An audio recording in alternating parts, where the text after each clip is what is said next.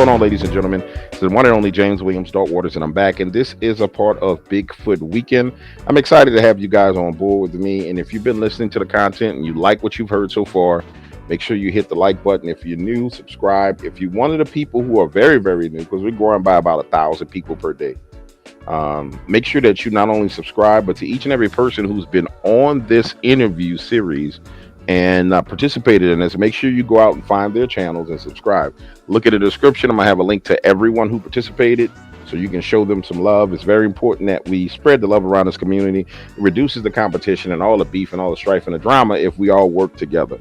With that being said, I have Jonny Two Bears on here with me today. We're going to have some conversation about the world of Bigfoot, specifically from a researcher's perspective. And if you guys don't know, there's a couple of angles that people target when you talk about research. There's researchers who like research by reading books and reading Facebook, and then there's field researchers, people who actually go out in the woods in the middle of the night and mess around where monsters are. And I know that Johnny's one of those field researchers. Jonny, how you doing today, my friend? I'm doing good, man. Thanks for having me. I'm excited about having you on. Let's start here.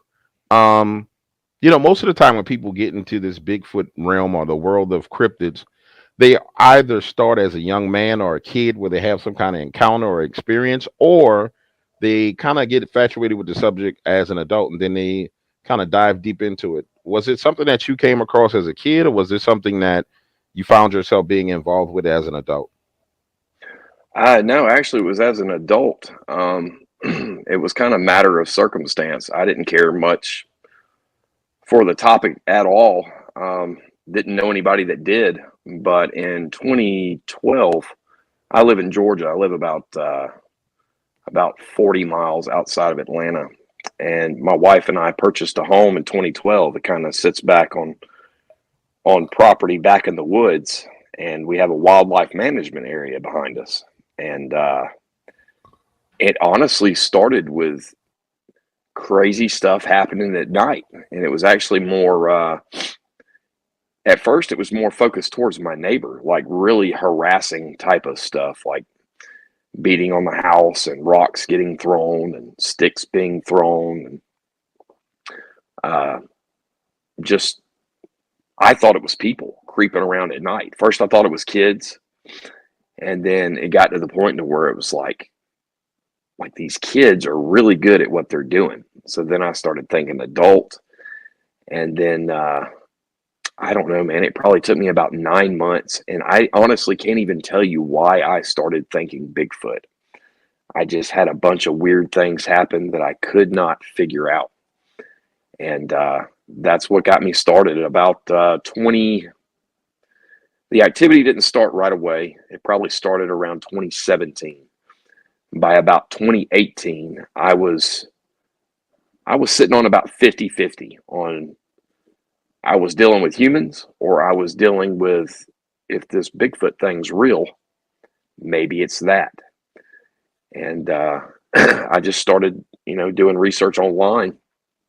90% of the research I did was just listening to podcasts, just like yours. I found over the years that just listening to witnesses, and you can really, really get some good information on what they experience, what these creatures do, and it's just kind of a pattern recognition. You see the same things over and over again, and I'd hear something on a podcast, and then it would happen around here, or it would happen around here, and then I'd hear something on the podcast. So it was just kind of a gradual buildup. It was probably, I guess, about close to 2019 when I had already purchased my first. I spent like $500 on a thermal, and I was getting serious. One thing, it was scaring my wife, all the activity, and it was really getting to the point to where it was kind of ticking me off. And I'm prior military, and it was really starting to get like a pride thing. Like my family didn't feel safe, and I just couldn't get Right. answers. And so one was one summer. I actually had to have two surgeries in a row. I had a rotator cuff surgery, and then a few months later, I had a disc replaced in my neck. Well, I was out of work while I was recovering, and I got this wild hair. I'm like, man, I'm just going to start doing armed patrols at night around my property. And there's, I don't know, about 100 yards behind my house, there was, there had been a few things happen. I started finding, I didn't know it at the time, but what people consider structures, rock stacks, stuff like that. So I started going out there at night, armed with a flashlight. And I'd just walk around and be a pest. I'd be loud. I'd kick. If I'd see something look like it was made, I'd kick it, break it, pull it apart. Just being an absolute jerk, basically, just out of frustration. And I did that for about a week. Nothing happened. And then one afternoon, I was building my kid's treehouse, and it's kind of on my side yard. And I've got a horse fence, and on the other side of that horse fence is the wood line that separates my house and my neighbor's house. Well, it's probably about an hour before the sun goes down. I get done working. I sit on my porch, and I'm sitting there just chilling out, drinking some coffee. And back behind the treehouse, on the other side of the horse fence, there's a hill, and it goes down where there's a tree. It's about as big around as a soccer ball. And that tree just starts shaking like crazy. Like it was impossible for a man to do with his bare hands. Watching it was surreal. It was kind of shocking. But I jumped up, I ran out there, and because of that hill, you can't see like the bottom 10 feet of the tree. I ran out there and I didn't see anything. But I'm like, oh man, I'd never had anything happen during the day like that. And I'm like, well, tonight I'm doing my patrol. So I get all my stuff together. I've got German Shepherds, and I got a flashlight, a cheap parabolic, a thermal, and a pistol. And I open the front door, and my dogs go straight to that same fence right behind the treehouse where the tree was shaking earlier that day. And I'm like, all right, it's on now. I'm about to figure out what this is. So I ran out there, went out of the gate, and there's a little trail back there, and I kind of went to the top of the trail. I walked about 10 feet down the trail, and rocks started falling all around me. Well, I backed up, and I'm like getting my bearings. I'm like, what the hell is going on here? Now I'm thinking, I'm like, all right, it's a person. So I start going down the trail again, and rocks start falling around me again. Well, at this time, I'm ticked, and I yell out, if you hit me with a rock, I'm going to shoot you. Well, nothing happens. So I go down that trail. There's a little pine thicket. I found out later on that's actually where I think they were bedding at. But I go down there in that pine thicket. I'm looking around through the trails. I'm down there about 10, 15 minutes. I don't see anything. I walk back up to the top of the trail, and I'm standing there looking into my neighbor's backyard with my thermal. And off to my right from the trail that I just came from 30 feet away, one of these things growls at me. And it was instantaneous. I knew right then and there what it was. I'd never heard anything like it. I'd never been between the Marine Corps and the fire department. I've been in some, kind of hairy situations, but and you just kind of get used to that kind of stuff. And I honestly, I don't remember ever being that afraid in my life. I had a pistol on my hip, but it was so close, and I knew instantaneously that if it got up on me that quickly or that quietly and got that close, that there was nothing I could do. So I just stood there, and all I said was, all right, man, I get it. I'm leaving. I stood there for about 3 minutes, just completely still, waiting I even had a flashlight in my hand, but I didn't turn it on. I didn't do anything. I just stood there. And so I just start backing up. I didn't hear anything. I didn't see anything after that, and that was pretty much the beginning. I was hooked. Now I went from it'd be another year before I actually saw one out here, and it was actually as deep down the rabbit hole as I went. It was actually pretty boring sighting. I was sitting on my front porch, and the thing comes walking. My driveway goes across the front of my house at an angle. I'm just sitting out there on my front porch at night, and I see one walking. I see him for about 6 or 8 seconds. The right side profile, full body silhouette. I've got a neighbor about 100 yards in front of me, and all their lights are on, and it's wintertime. So it's kind of like you see in the movies where the monster walks in front of the movie screen. Well, that's exactly what I saw. And Wow. I saw it, and I knew what I was looking at, but then I stood up. I saw its right side. And then I stood up, and when I stood up, it turned towards me. And you hear it all the time. You hear people say these things are 4 feet wide. They are not lying.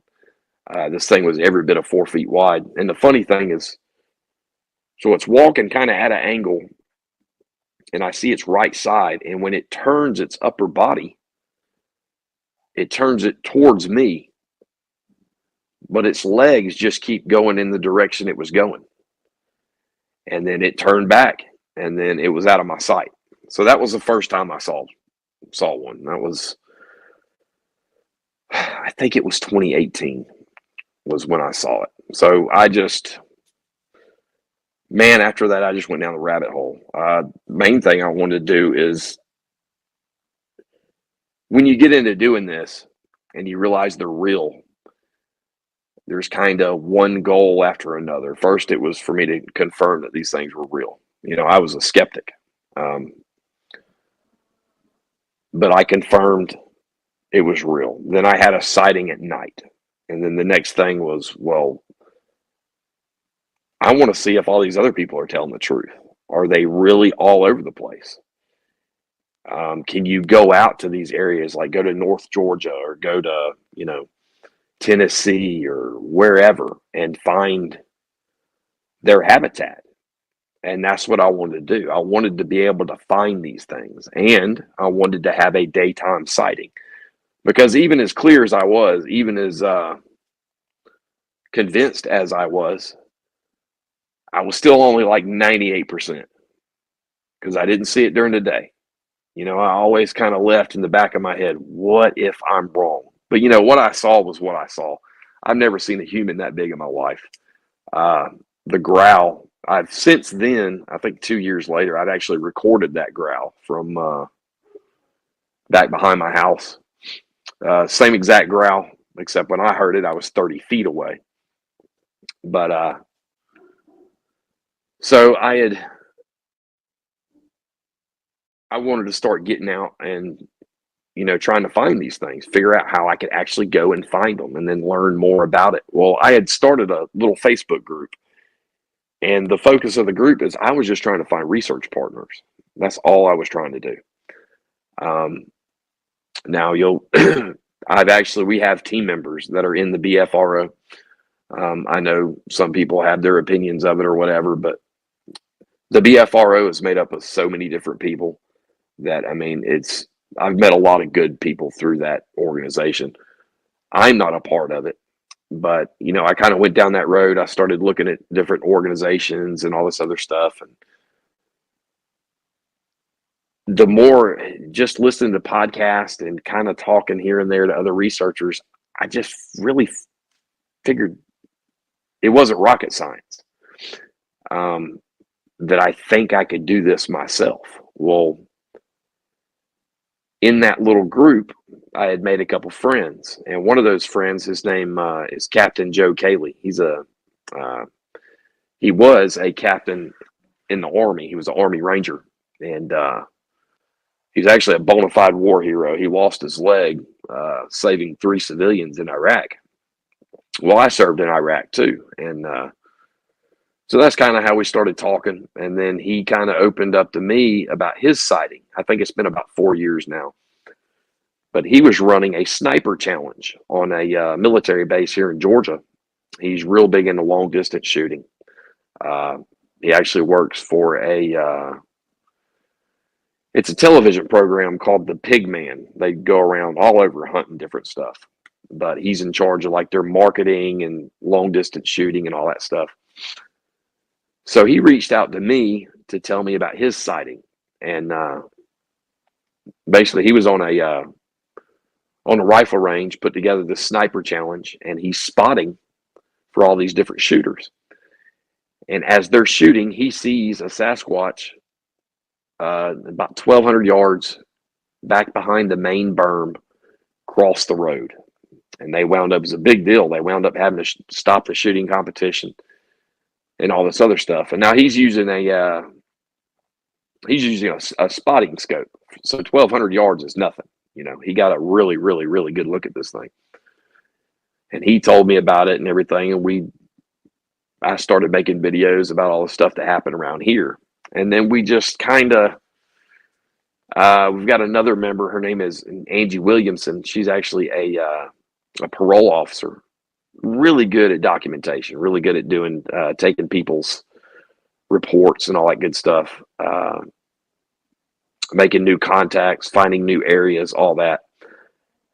She kind of got involved. And one day, Joe just called me up and said, "Hey, man, let's start a podcast." And I told him, I said, "No, I'm not doing it. I don't want to be a part of the podcast world. You know, that's not what I'm doing. I'm not I don't know. I just didn't think it was for me." But when he told me that, "Look, man, you sharing everything that you've had happened around there helped me come forward with my sighting." And he told me that, and I'm like, man, I guess, you know, I kind of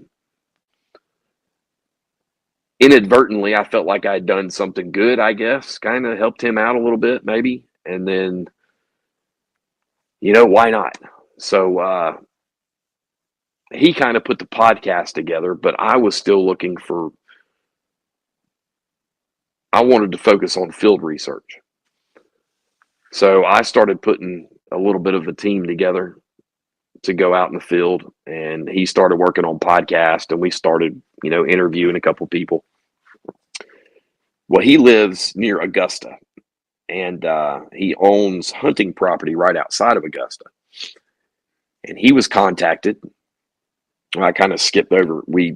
That's when we started. After all that, we started the SCB, Sasquatch Encounter Brigade. And most of us are prior military. We've got law enforcement, a couple civilians. Not like we don't value everybody. I mean, we've got one team member, two team members. You know, they haven't been military or anything. It's just kind of the circles it's just kind of our wheelhouse. The circle you run in. I got you. Right. So we put that together, started the podcast, and then I started kind of putting a team together. But we were contacted by another gentleman that lived outside of Augusta also. And he had a story. And his story was basically when he was, this was 30 years ago, over 30 years ago now, when he was 19 years old. He was hunting he grew up with this guy, and this guy's family owns a lot of property. Now,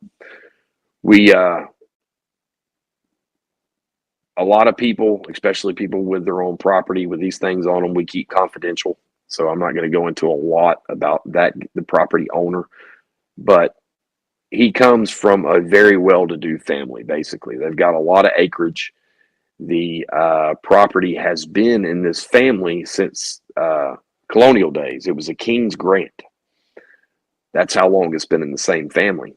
Well, he went out there to go deer hunting. His name's Happy Harris, the guy I'm talking about. And he went out there on his buddy's property by himself. And he's walking down this power line, or it's actually a gas line. And he sees what he thinks is a makeshift deer blind left by another hunter. So he goes and sits down in this blind. Well, he's there about 30 minutes. And he said that from behind him, now he didn't see anything, But he had two of these creatures come up behind him, basically yelling in, I'm sure you've heard the term, the samurai chatter. Yes, It's, I've heard it before. they're Yeah. both, right. Well, that's what he said he heard. And he said it scared him so bad that all he remembers doing is tensing up and passing out. Uh, he woke up 30 minutes later, sitting up in the front seat of his truck that was 300 yards away from that makeshift blind. He had absolutely no idea how he got there. he he wasn't hurt. He said the only thing that hurt was, he said he tensed up so bad that all the muscles and joints were sore in his body. I mean, he's 19 years old. He said for a couple of days. He said there was actually like crescent moon marks in the wood of the buttstock of the gun where his fingernails dug in.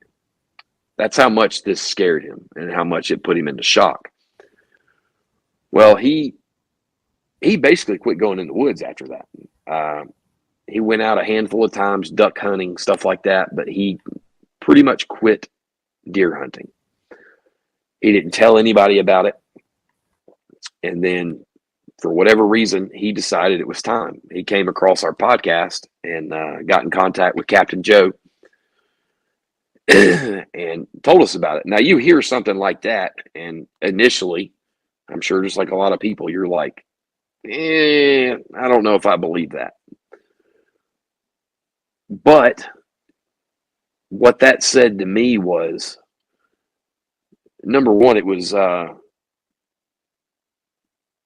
old that property was and how few people go out there. That's very intriguing. And then you have these. Now, Happy won't say it. He won't say they carried him back to his truck. I guess nobody can confirm that. But I'm pretty comfortable speculating in that direction. But for whatever reason, whether they carried him That's what there it or sounds not, like to me, bro. And they've been known to do that as well. right. So to me, that said, these things did not want to leave. Now, whatever, we don't know their intentions. We don't know if they were doing it because they didn't want other humans to come out there. He had been coming out there since he was a kid. So, maybe they had some type, maybe they thought him laying there, he would be in danger. We have no idea why they did what they did. But to me, it was like, wow, you don't hear them. I mean, you hear stuff like this every once in a while, some pretty famous cases, but you don't hear that a lot where these things actually put hands on people, especially when you do hear it, it doesn't turn out very well most of the time. So that was very interesting to me. Well, then I got to know Happy, and it erased all fear. I didn't feel like he was, I think I've got a pretty good BS detector. Now, I've been wrong a handful of times. Not afraid to admit that. But for the most part, I think I do pretty good. And he's just a genuine guy. And I believed him. And he had nothing to gain from it. The guy whose property it is, he'd almost quit talking to the guy just out of embarrassment, out of not having an excuse to tell him why he didn't want to come out there, and it actually broke up a pretty good friendship.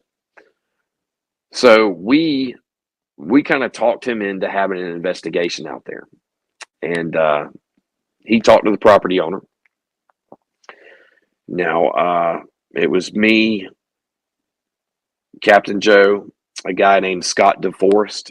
He's also prior Marine Corps. He's a BFRO investigator. He's now a member.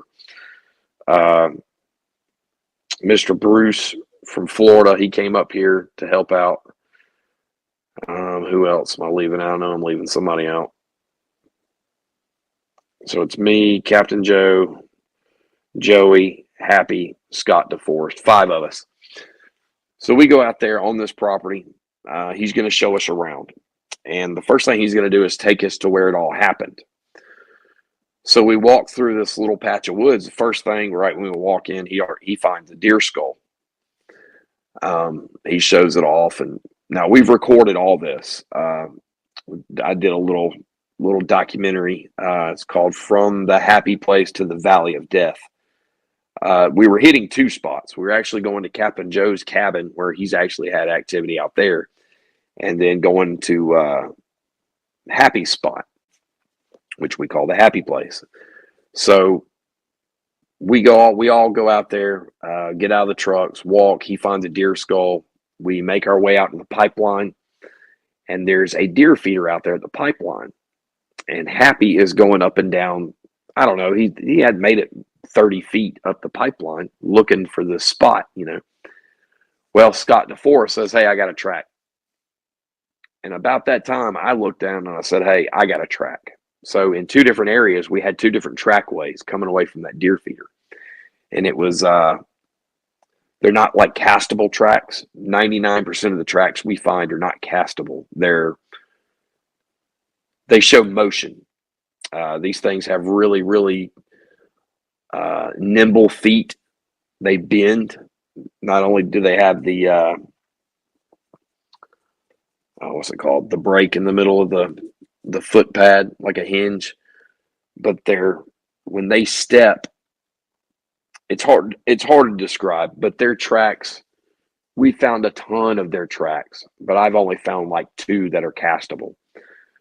And a lot of times when you find them, especially when they're in motion, the tracks will actually look like, you've seen those, the little boots that ninjas wear, like the 2-toed boots. They Yeah, actually kind like of look it's like that. two-toe boots. Yeah. Right. So we found a lot of those. We found where one was actually running. Must have been running pretty fast because it was pretty deep. And he actually turned to his side. And you can tell a lot from tracks. But we just basically followed this trackway into the woods, into the opposite wood line. Well, we keep walking in, go about 100 yards. We find a nest. It looks just like a donut made out of pine straw. It looks like a human got down on their knees, reached out, grabbed all the pine straw, 360 degrees, and made like a 10-foot circle. And in the middle of this 10-foot circle was I laid down in it. That's on the video. It's like a perfect spot for you to lay in. Well, we wound up finding 2 of those. They're not even probably 30 yards away from each other, if that. One of them's older.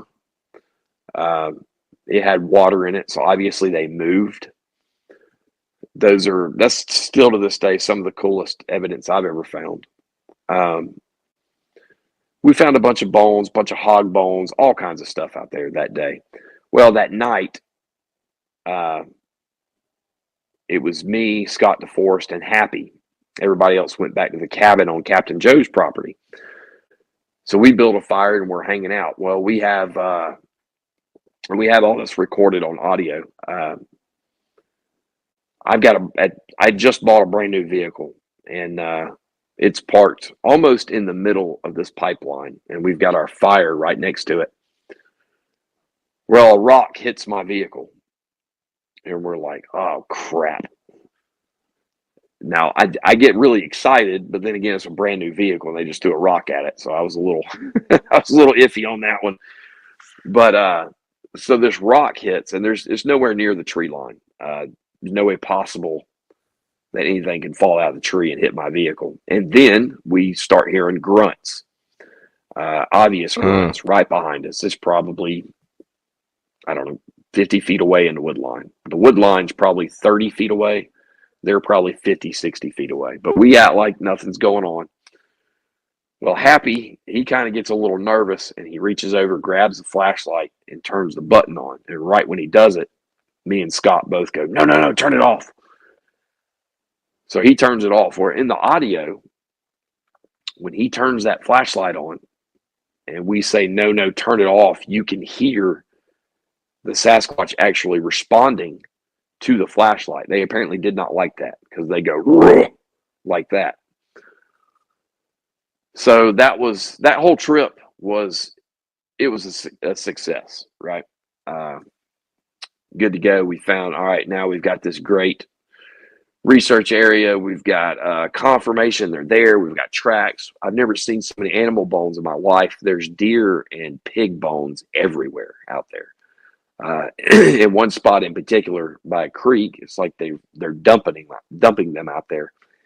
And the way it's set up, it looks like they're bedding on one side, and then they're dumping their bones on the other side with the pipeline in between them. There's two different wood lines.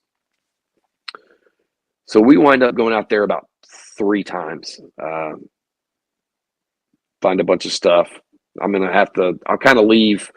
We found a bunch of stuff out at Captain Joe's. We wound up finding 25 dead canines that in different stages of decomposition, where Holy crap. we don't know if they were. We actually found one only been dead a day, and it was a big dog, a Rottweiler, but they're all in various stages of decomposition. And it started out 6 months before that. He cleared this area out to put a deer blind out there. He put up cameras and everything else. Well, his feeder got destroyed. His camera got destroyed. Another camera wound up like 800 yards out in the swamp. And then he found this dead dog on this trail. Now, that was 6 months before we come out there. We get out there and we're walking down the trail. And I'm like, hey, Joe, is this the dead dog? And he's like, no, that's not it. That must be a new one. I'm like, oh, okay. And we keep walking, and he finds the original one. Well, I start looking around, and I'm seeing it's in like a 1 acre section. I'm looking around, and there's like white dots all in the leaves everywhere. Well, we walked that whole area, and I think it was 25 or 26 canine skulls that had been, it looked like, killed in other areas and brought and set around his blind, which was, I mean, I raised German Shepherds. It was gruesome. But they've I got had a a bunch of question for you. construction. Was it like they were eating these dogs, or were they just killing them? And was it like they were consuming them? What were they doing with them? We can only speculate. I think he had been hunting in other property or other parts of the property. This one particular part of the property is very close, only about 100 yards away from a swamp. I think he got too close because they absolutely destroyed his feeder. Like I said, he's got really expensive cellular game cameras. Found it however many hundreds of yards in the swamp. And then all these dead dogs, I think they're trying to run him out. I think they're trying to scare him. Now, odds are, if I had to guess, they're probably not just killing the dogs just to bring them out there. But I definitely think, and a lot of other people do too, that they eat dogs and they eat coyotes. So maybe, who knows? Maybe they were killing them somewhere else and just like, hey, let's drop by old Jerk's house and drop off a dead dog for him again. I mean, there's no real way to know, but it was. I mean, it's a sight to see. It's on video. We go through and walk and count every single one of these bones. But so that was interesting. We had a good trip. We go out there, I think, 2 other times. On the last or the 4th time we go out there, first me and Scott DeForce walk around. We find some pretty good evidence. We come back to the camp. Happy Harris is there, but he winds up having to leave. Captain Joe shows up. Well, me and Captain Joe, so our camp is right in the middle of that same pipeline I've been talking about. We've got our vehicles lined up there.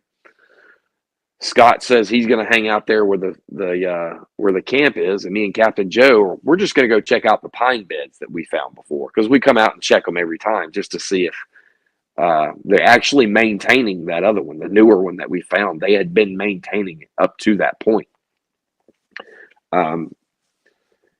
Walking around looking for tracks, looking for bones and everything. And one thing that was different that may explain a lot of this, but they were doing clear cutting on the other side of the property. But I mean, it's a 300-acre property and it's on the other side. But anyway, it's pretty loud throughout most of the day. And they got done clear cutting. And then that's when Joe shows up and we go walking out there. Well, we're walking around for about 45 minutes and we're done, we're not really being quiet. We're talking. Just walking back to camp. And he is behind me and to my left, probably 60 feet. I find another set of antlers. I stop. I pick up the antlers. I look at them. I'm like, hey, found more antlers. Throw them down. I walk maybe 20 feet, and I stop dead in my tracks, look to my right, and standing 40 feet away is a Sasquatch. As clear as day. To me, it looks like kind of a teenager. We call it a juvenile. We don't know 100%. What I saw is probably best described more like a skunk ape. It was no taller than me. It had long, skinny arms. It was all black. I mean, it looked like a scraggly teenager is what it really looked like. But it had a white goatee. The hair was like jet black. And it had a really goofy looking cowlick, like a big cowlick on the top of his head, which actually comes into play later on. But I turn and look at him, and I'm looking right at him. I see his whole body. There's nothing in front of him. He's right there. It's daytime. Perfect sighting. But when I stopped to pick those antlers up, I put my freaking phone back in my pocket. But I had a GoPro on my back. Every time I go out, I record everything behind me too. So I had a rear-facing GoPro. So I'm looking at this thing, and the only thing I can think of, instead of looking down and fumbling with my phone, is just to act like I didn't see him and turn my back to him, hoping to get him on that GoPro. So I turn around. I pull my phone out of my pocket. I turn it on. I turn back around, and I'm looking, and I'm scanning, and I can't see it. And I say, this is all on video. I say, Joe, they're here. I just saw one. And he's far enough away to where he understands what I'm saying, but not real clear. Well, the first thing I think is if I got him on that rear-facing GoPro video, I've got to protect it. We've had a few different times where we've had weird things happen with electronics. People blame it on like Sasquatch is paranormal or whatever. I mean, I went through a phase of buying video games and computers and stuff from Best Buy. It was like every other thing I bought was broken, brand new. I mean, just electronics break. It's just the way it is. Not discarding, people's accounts from what may or may not have happened, but I didn't want anything happening in this GoPro video. So I run back to him. I said, Joe, turn the GoPro off. And I explained everything that happened, told him what I saw. I secure the GoPro. I turn around and I go back to where I saw him. Now, I'm thinking that when he left, odds are he went away from us. Just made sense. So I kind of go in the direction where I saw him, and I'm moving away from Joe. Now, back behind Joe, about 200 yards through the back down the trail, that trail leads back to the pipeline, was where Scott's sitting. So I'm looking around trying to find something. Only maybe 3 minutes passed, and I hear Joe say, "I see him."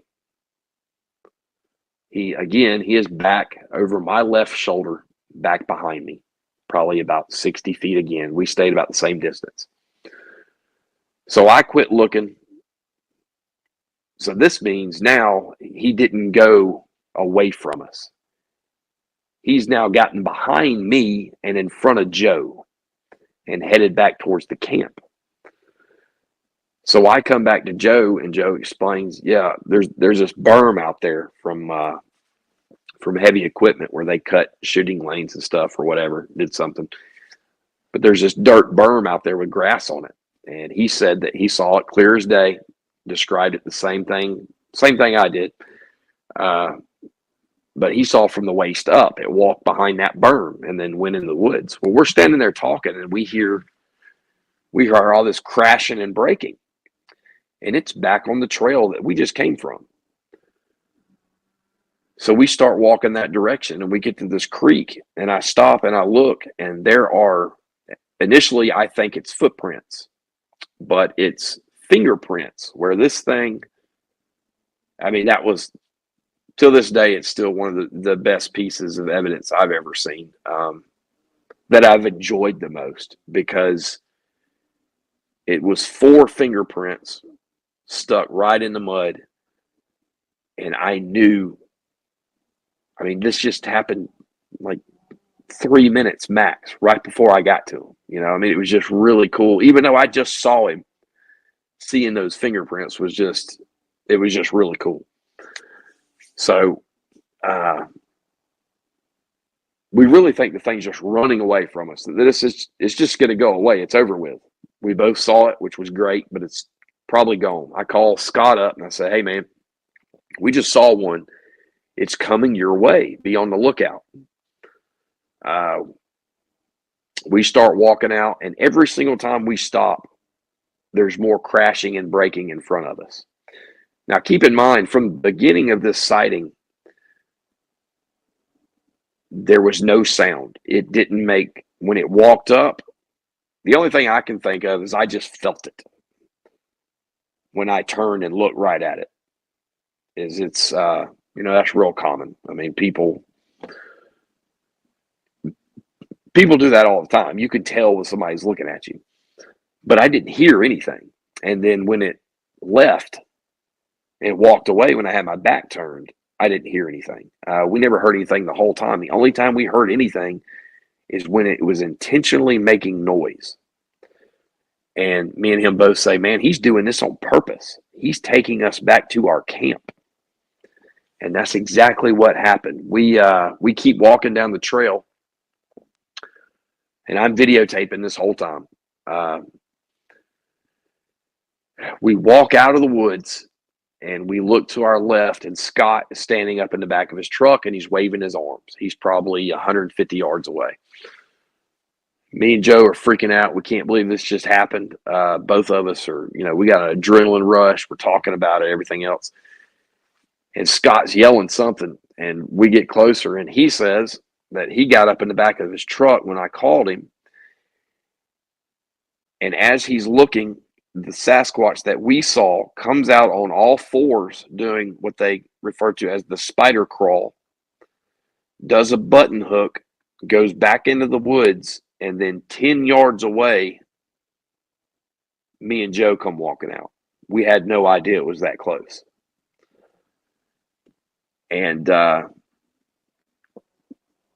you think that would be it? That's so serious. That was, I could never, every single thing was absolutely perfect. I mean, it was the highlight. I could not have asked for a better sighting. I could not have asked for a better experience. I could not have asked for better witnesses that saw it with me. We're standing over there talking. I'm setting my thermal up. I get it up in the back of the truck.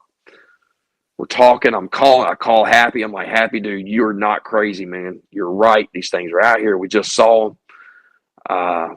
Explain the whole thing to him. Maybe 30 minutes goes by. It's probably 10 minutes before dark. And Scott yells, "There he is." We all turn around and look in the direction down that same pipeline, in the direction where we came out of the woods. And there is another Sasquatch. It's not the same one. This one's bigger, running on all fours across the pipeline. And it goes from one side to the other. It hits the other wood line, turns right, runs away from us. I don't know, maybe another 30 yards, and then turns left into the woods.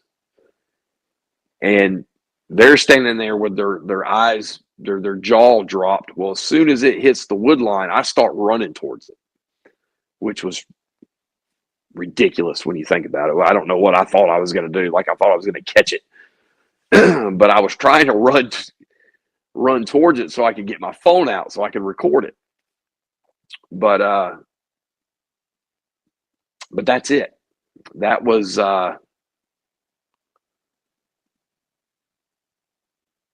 I mean, it was amazing.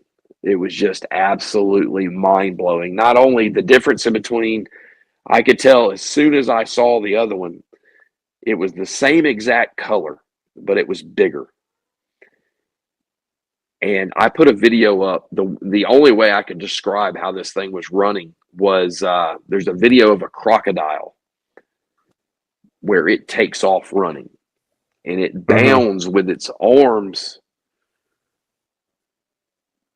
And it's just so hard to wrap my head around. When it runs, its arms go out like a Superman position. Its feet are behind it, almost straight out.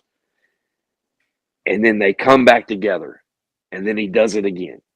And then they come back together, and he does it again. Mechanically, the way this thing ran did not make any sense to me at all. But the speed, I would have to say, at least as fast as a deer. And holy crap, all three of us saw it. We're all looking at it. And now, since we've had time to process every bit of this, now, bad news is I didn't get it on the GoPro. Good news is after Joe saw it and we come together and we're walking towards that creek, I'm recording the whole time. I do get it on video. We don't know this, but right before we get to that creek, the one we saw, the initial one, the teenager, he's in the wood line, only about 40, 45 feet away from us. And you could see him on the video. It's not, first he's looking around the side of the tree, then he goes down, then he goes back like underneath the trees. And there's one screenshot, and we put it up all the time over and over again. But I mean, it's as clear as day. Now, the only way, if I were to hand you this video, and say, "Hey, find the Sasquatch," you probably couldn't do it. But I knew what I was looking for, and the dead giveaway was that white goatee and the big black cowlick. So I found him, and the screenshot is as clear as it can be. So that was good. You know, there's also, I go over the video over and over and over and over again. There's a few other things going on in there. I honestly think that because of those beds and everything that happened and it trying to lead us out and seeing the bigger one and the teenager, I think we were in a nursery. And I think they were trying to lead us away from there. It's the only thing that made sense. You could say the initial sighting was a mistake, that maybe it just didn't know we were there, that the clear cutting kept it from being able to hear us or whatever. I just don't think that's the case. I think we were in a spot that they wanted us to leave, and that it knew we would follow them. There was absolutely no reason for the bigger one, the bigger adult, to run across the field the way it did that second time.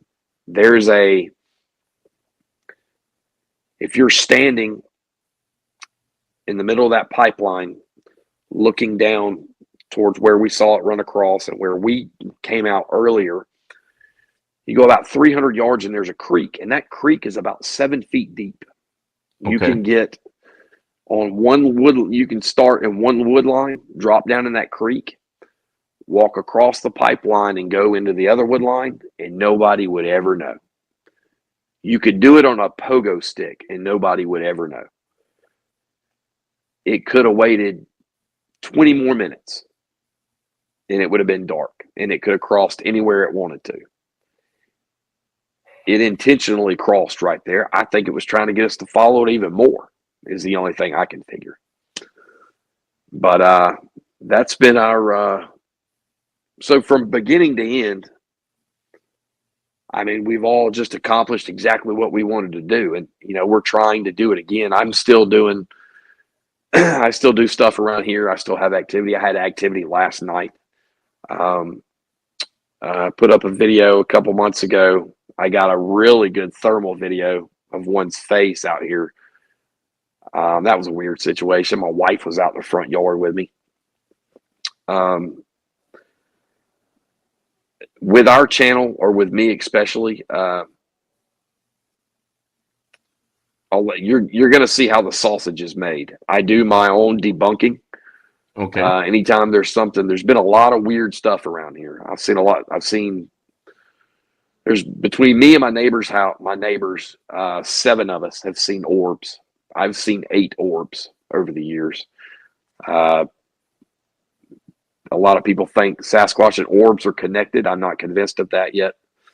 But just a lot of weird stuff that happens around here. But when something does happen, I go through the process of trying to debunk it, figure out if it's something else, that I make a mistake, measurements, the whole 9 yards. But I can tell you right now, I had another incident. I've personally have 3 videos of Sasquatch. One of them is 100%. The screenshot of the juvenile. There's no doubt in my mind it's the exact one we saw. The thermal video on my own property, I'd say that's about 98% because I wasn't standing out there with it during the daytime. So I can't tell you 100%, but I'm pretty daggum sure. I've got another one of probably about a year and a half ago of what I believe is one crossing behind me at 175 yards back in the wildlife management area during the day. But it is a blob squatch. I'm only about 50% on this one. I did comparison shots. It's massive. It's a lot bigger than me. It's obviously moving. It looks like a gorilla walking in the middle of the road is exactly what it looks like. But that was just taken on chance. I wasn't even recording behind me that day. I just stuck my cell phone behind me a couple times. But other than that, we've got, I've got recordings of the growl. We've got a really good growl. A lot of different vocals. And that's pretty much it. Now, I've got my own thing going on here. And then, we have the team effort. Angie Williamson, the lady I was talking about before, she runs a lot of the stuff in South Georgia. She helped put on a festival here lately and everything else. But personally, my main focus is just the field research. I love doing it. I love getting out there. And I make no qualms about the fact that I'm trying to prove these things are real. Just because I'm fascinated. It sounds to me like you guys have already done a great job of proving that they're real, man. I mean, when it comes to eyewitness testimony, it stands up in court. It stands up in every circumstance. It's only a problem when it comes to Bigfoot. If you got 2 or 3 people who've seen it that are credible, that have a military background or a law enforcement background, I don't think you get any credible than that. I don't know how you get any more credible than that, Yeah, well, I know what you're saying. I guess mainly, I'll tell you straight up, even if I did it, let's say I got the Patterson Gimlin film tomorrow, I wouldn't stop. That wouldn't be enough for you? Just, no? No, man, it's just, I'm fascinated with them. I think there's more we can do. I think, I would love to be able to get to the point to where we could somehow, some way accomplish long-term observation. I think it's going to come down to I think private property is the key. And I think long distance surveillance is going to be another key. it's difficult. I just had last night. I just had one get behind me. I put the videos up, did a wood knock. It probably got within, I don't know, maybe 60, 70 feet of me. And I was trying to sneak back to the back of my property. Now, stuff doesn't happen here every day. It'll be like a week where things will happen. And then it may be like 2 or 3 weeks and nothing happens. And then during the summertime, like I don't have any activity. But during the wintertime and the spring, I have a good amount of activity here. And you got to figure, like I spend a couple hours outside just about every single night. And if you go from when I got real serious around 2018, 2019 till now, and you figure I've only got 2 videos of what I know to be 100% Sasquatch, that's a lot of work for a little bit of payoff, you know. But every time we get a little closer and a little closer, and then our standard for evidence goes up, you know. So I can't be happy, you know. I couldn't be any happier than what I am with our team and what we've done. I've made a lot of really good friends through this topic in general. Uh, you know, I just enjoy it, and I just love doing it. I don't know what I would do if I did prove it to the world. I don't think there would be any stopping. I just enjoy it, man. No, it means you just have a passion for it and you really love it. And that's a good thing. I talk to a lot of researchers and you sound unlike many other researchers, you don't sound like you're discouraged at all. You sound like, man, I'm full bore, ready to go out there and find it and prove that it exists.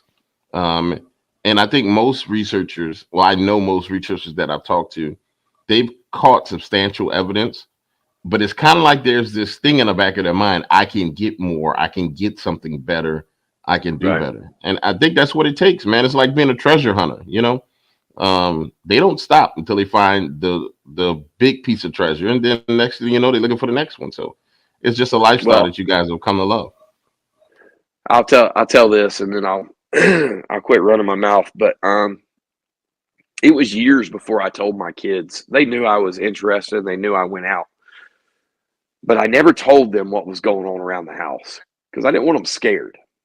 Um, my wife knew, and we had rules to like for safety, like they don't go out of the fence by themselves, you know, especially at night, stuff like that. But they didn't know why I was interested. Well, after that sighting, I came home and told them. I told my wife, um, you know, it changed. There was no, I definitely couldn't doubt it anymore. So I didn't really see a point in hiding it. Well, I explained to my son, I'm like, look, you know, these things are 100% real. And I plan on getting more evidence, but don't go around in school telling people, you know, our business. Because number one, I don't want him getting a bunch of flack because of what I do, you know. Um, but I said, but look, I'm very proud of what I do because we are trying to accomplish one of the hardest things there is to do in this world. And that is to prove something exists that 99.9% of the people out there don't even think exist. So, but I know they exist. So I think we're going to be able to do it. Well, you never know when you talk to your kids on, you know, what exactly they take in. But it was a couple days later, he was asking me about space. And something about is space real or whatever. And I said, son, I don't know. You know, if you want to know something like that, sometimes you just got to prove it to yourself. You know, you're smart enough, you stay in school. Maybe one day you can be an astronaut and prove it to yourself. And the next day he came home with a diagram that he had drawn up for a high altitude balloon with a camera on it that he wanted to make to go up to space. And as soon as I saw it, not only was I extremely proud, but I was heartbroken because I knew I had to tell him this thing would cost several $1,000,000 to build, and there's a reason why we can't build it. But you know, in just that 2 day time period of explaining everything I was doing, and you know, trying to explain to him how it's there's nothing, there's no better feeling than accomplishing something that's extremely difficult. And then he comes home the next day with he's like, all right, well, screw it, we're going to build a spaceship, you know. So just that right there, I can tell you right now, you know, that could,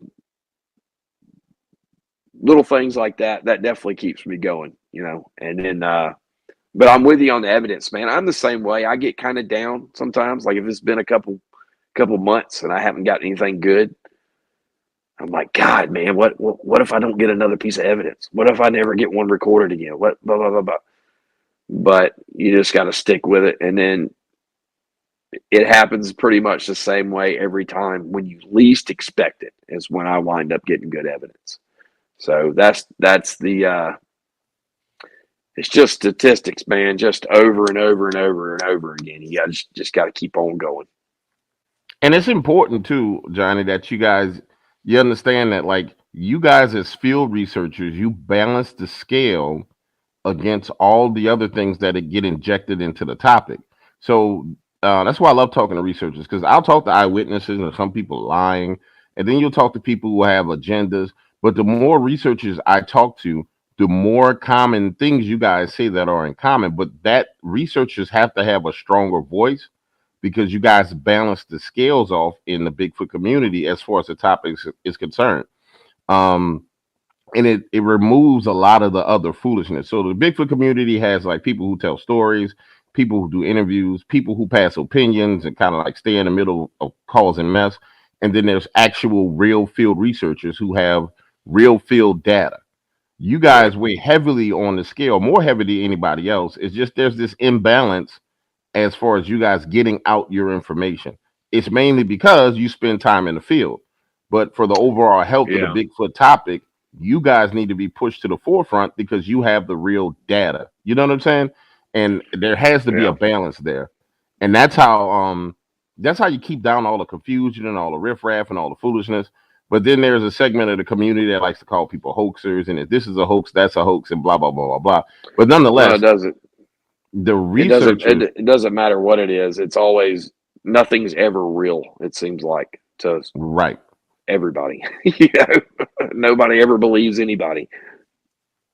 And that's done on purpose, though. I mean, you can Right. see, yeah, it's done on purpose. But for those who appreciate it and people, because there's a lot of, like, the audiences have common sense and they have the ability to filter through what's real and what's fake. And then they have the discernment to listen to a man talk and know that a person is really passionate and decide, okay, is this person passionate? And does their passion lead to them actually going after something? Or is this person just passing opinion and they're sitting behind a computer? And that's what I Right. love about the field. The deeper you get into it, the more you interact with people, like the listeners, they know the difference, man. They know. Yeah. It's just there's some loudmouths that discourage people. But I want you guys to be encouraged, man. I want you guys to keep going out in the field, getting evidence, because researchers really balance the scale across the board. Because there are things that people will say who read a book. Well, Bigfoot does this, and they can fly and they can cloak and they can hide, and then a researcher will say, I don't know about all that. I saw Right. this, I saw this, I saw this, I saw this, and it's definitive facts. Then it's backed up by other researchers who were out in the field with them, and that has a heavier weight to me than what a lot of people say. So I just want you guys to be encouraged, man. There's anything I can do to help you guys get the message out and get word out, I am here to help, because I understand if the scales, what happens when the scales aren't balanced is the topic spirals out of control and it just goes into madness. And like we're kind of Yeah. going through a phase of that right now. Well, there's a lot of man. I've met some opportunists. I can tell you that straight up. That's another reason why we really leaned into doing our own group. Is not everybody doing this is interested in like getting evidence that Bigfoot is real. And I learned just like you, I'm sure you've seen in what you do, it doesn't, you really don't even have to accomplish anything substantial to like, it's so weird to like build a name for yourself in this. You can just be a personality and not actually add any. And personally, I don't care. I mean, the way I see it, there's enough things involving this field that, people can fill whatever voids they want to. But when it does come to the research, it does get muddied a lot with I don't know, man. Like I said, people just have agendas, and I think one of the biggest problems we have is universities and other organizations not taking. Well, you can't blame them for not taking it seriously. We need to find a way to get legitimate evidence to people. Now, I know people that straight up do this because they want to make money. What we're missing is, and we've never taken a dime. We're all self-funded, but I can only imagine what we could accomplish if we had teams of people that could afford to, like, for 6 months, like as a job, just do research with, a couple $1,000s worth of good cameras. I mean, I think we could really, really, really get some good stuff done, but there's just a lot of barriers to entry. A lot of us are doing this part-time. I've got a full-time job, wife, kids, and everything else. There's a lot of things that are kind of holding the topic back, but I agree with you in the fact that you kind of got to just shuffle through all the BS and get down to the actual evidence, and that's the only way. And that's one thing I try to tell people is I'm not a rocket scientist. I don't work for NASA. I'm not an engineer, but I figured out how to do this. I have outdoor skills and a military background, but you don't even necessarily need that or the military background. You got to have some outdoor skills to be helpful in this. Angie, she had no field experience, but the first time she went out, she picked 4 different places.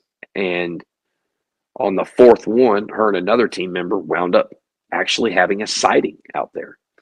And she did all that from just listening to reports, podcast, looking at maps, and putting all that together, and then taking it out in the field. That's another way that we can get to the bottom of this faster, is getting people that are really serious about it involved, and not be like, oh, well, I'm not. It doesn't take, a lot of times we're just sitting around a campfire, believe it or not. It gets a lot more complicated when you're looking for tracks and you're finding, discarded animals and trying to figure out the routes they take and all that. That gets a little complicated. But for the most part, if you're healthy and you've got some outdoor knowledge and you're motivated and you're willing to show up and put in the hard work, man, just about anybody can do this, with a little bit of common sense. But I think with some time, very confident we'll get to the bottom of it, or very close. No, it sounds like you guys are well on the way. But we're running up out of time. So how about this? Tell everybody where they can get in contact with you, where they can find your Facebook group, if there's a YouTube channel where they can find, especially the documentary that you guys created, or the video footage of you guys going out to that location. That was very interesting. Tell my audience where they can find that if they want to take a look at it, and how they can support you if they choose to. Really just go to our YouTube channel is the Sasquatch Encounter Brigade. Probably the best thing to do is go to the playlist. I try to organize some of the most important stuff there, some of the best evidence there. Just go through all of it, because some of it might just me talking about something I found behind my house, and then some of it may be an actually really good thermal video. I put up a lot of videos because I do this a lot because it's at my house. So you may have to go through some things, but go through the playlist. Facebook, same thing. The Sasquatch Encounter Brigade. Our podcast is actually on pretty much all the podcast platforms. We try to do that once every month, once every 2 months, something like that. Try to stick to interviewing other researchers and people that we personally know, But that's pretty much it. I'm Jonny Two Bears on Facebook. Shouldn't be hard to find. It's actually got my face right next to the juvenile face in my profile picture. So that's pretty much it, man. I appreciate you having me on. Hey, one more question. Where'd you get the name Jonny Two Bears from? That actually, when I first got started doing this, there was an older guy that had been doing this for a long time. And he told me that since you're doing this on your property, you don't want to use your real name. Well, my first name's Jonathan. Well, my wife and I went and got the 23andMe done. It was actually kind of funny because she bragged the whole time we were married that she was Native American. Okay. And we get all that back and come to find out she's not Native American at all, and I am. So we told the kids that, and we had some property about 45 minutes from my house that we went camping at and everything. And the kids were having fun with that information, and they were giving out Native American names, and mine was Chief Two Bears, is what my kids started calling me. So that's a cool nickname, man. Yeah, man. So I just using my first name and then Two Bears, and that's it. That's awesome. Where that came from. Your kids contributed to it. That's cool, man. That's super cool. Yeah, that was their idea. Well, all right, buddy. I appreciate you joining me, man. And thank you, ladies and gentlemen. I need you guys to head on over. This is Bigfoot weekend. And I know you guys are getting slammed with a lot of content, but it's important that you go on over, subscribe, and show some love. And if you have any sightings in your area that you want to report, it sounds like their team has everything in order for them to take your sighting and catalog it. Like a lot of people call themselves researchers, and then I'll ask them, and I'll listen to them, or I ask them, well, how do you keep up with the sightings? And they don't have anybody that catalogs things. So it's really important to understand and discern between who's actually a real researcher and people who proclaim to be researchers. And these guys have it all together. And I'm just excited that you joined me, brother. I really appreciate it. Well, I appreciate you giving me a chance to talk, man. And that's a big compliment, and I appreciate it. Nah, man, you're more than welcome. We'll be doing more later, buddy. Trust me. Sounds good.